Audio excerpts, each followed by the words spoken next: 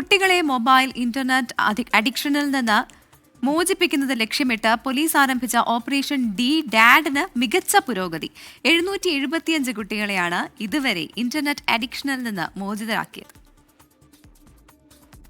കേരള പോലീസിന്റെ social policing വിഭാഗത്തിന്റെ നേതൃത്വത്തിൽ 2023 ജനുവരിയിലാണ് ഡിജിറ്റൽ ഡി അഡിക്ഷൻ പദ്ധതി ആരംഭിച്ചത്.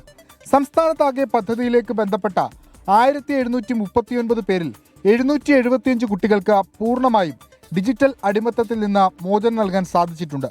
14 മുതൽ 17 വരെ പ്രായമുള്ള ആൺകുട്ടികളിലാണ് ഡിജിറ്റൽ അടിമത്വം കൂടുതലായി കാണുന്നത്. അവർ പറയുന്ന അവർ ബോറടിക്കുന്നു എന്നാണ്. അപ്പോൾ ലൈഫ് ബോറായിക്കൊണ്ടിരിക്കുന്നത് എന്തുകൊണ്ട്? അപ്പോൾ ജീവിതത്തെക്കുറിച്ചൊരു നല്ല വീക്ഷണം അവർക്കില്ല. വീക്ഷണമില്ല എന്ന് വിചാരിച്ചിട്ട് എല്ലാ മക്കളും അങ്ങനെയല്ല കേട്ടോ. ഭയങ്കര സിസ്റ്റമാറ്റിക്കായിട്ട് ജീവിക്കുകയും വളരെ ലക്ഷ്യബോധത്തോടെ ജീവിക്കുന്ന ഒരുപാട് മക്കളുണ്ട്. പക്ഷേ കുറേ അധികം പിള്ളേർ പറയുന്ന അവർ ബോറാകുന്നു. അപ്പോൾ ബോറാകുന്നതിൻ്റെ റീസൺ എന്താണ്? നമ്മുടെ ഫാമിലി അന്തരീക്ഷത്തിൽ വരുന്ന ബ്രേക്ക് ഡൗൺസ് ആണോ?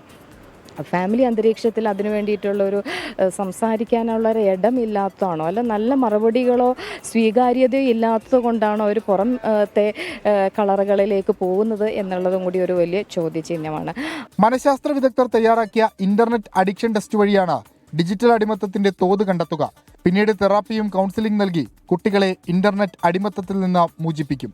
കുട്ടികളിലെ ആത്മഹത്യാ പ്രവണത, വിഷാദം, പഠനത്തിലെ ശ്രദ്ധക്കുറവ് എന്നിങ്ങനെയുള്ള പ്രശ്നങ്ങളും ഡിജിറ്റൽ ഡി അഡിക്ഷൻ വഴി പരിഹാരം കാണുന്നുണ്ട്. മികച്ച പ്രതികരണമാണ് ഇതുവരെ ലഭിച്ചിട്ടുള്ളത്. 24 കൊച്ചി.